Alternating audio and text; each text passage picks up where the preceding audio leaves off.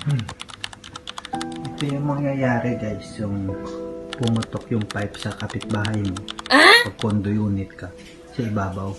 Ngayon yung tubig tatago sa'yo sa ceiling mo. Yun, yung tulo dito sa kitchen. Oh my God.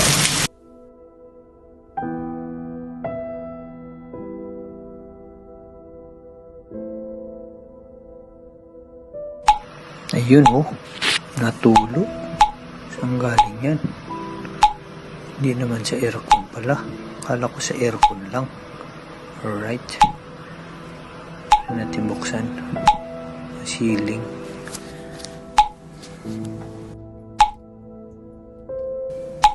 Ayun, ang bilis ng patak. May problema yata sa taas.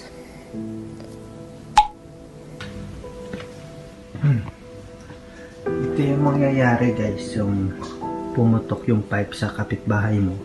Pag condo unit ka, sa ibabaw. Ngayon yung tubig tatago sa'yo sa ceiling mo. Yun, yung tulo dito sa kitchen.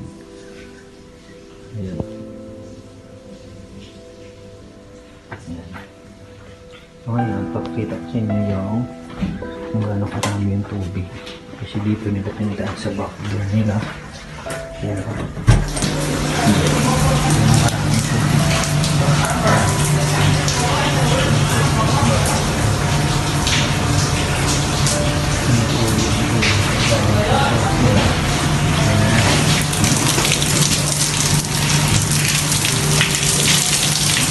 Oh my God.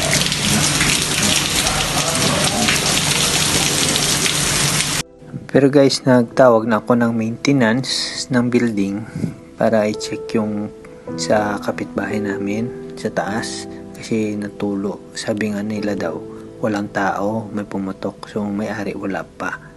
So hinintay na dumating, mga after 5 minutes daw darating na. Kasi lumabas daw.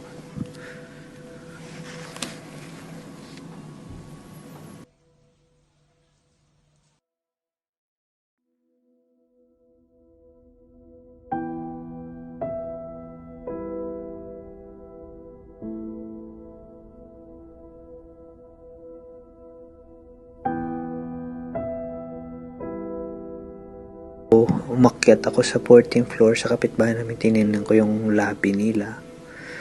Yun nga, may tubig pati yung lobby nila sa harap ng elevator.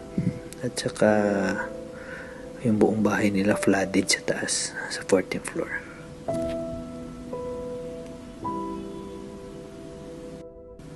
At ito nga guys, sabi ng engineer, sa lakas ng tubig na mga almost 2 to 3 hours lang flooded yung buong bahay. Ito yung lobby nila at saka yung pinto doon, yun yung entrance door nila. Kaya pinacheck ko na rin kay engineer yung ceiling namin sa loob kasi may mga electrical din, baka mababasa. Aww. Thank you for watching and have a nice day. Don't forget to subscribe and follow my Facebook page. Thank you. Bye-bye.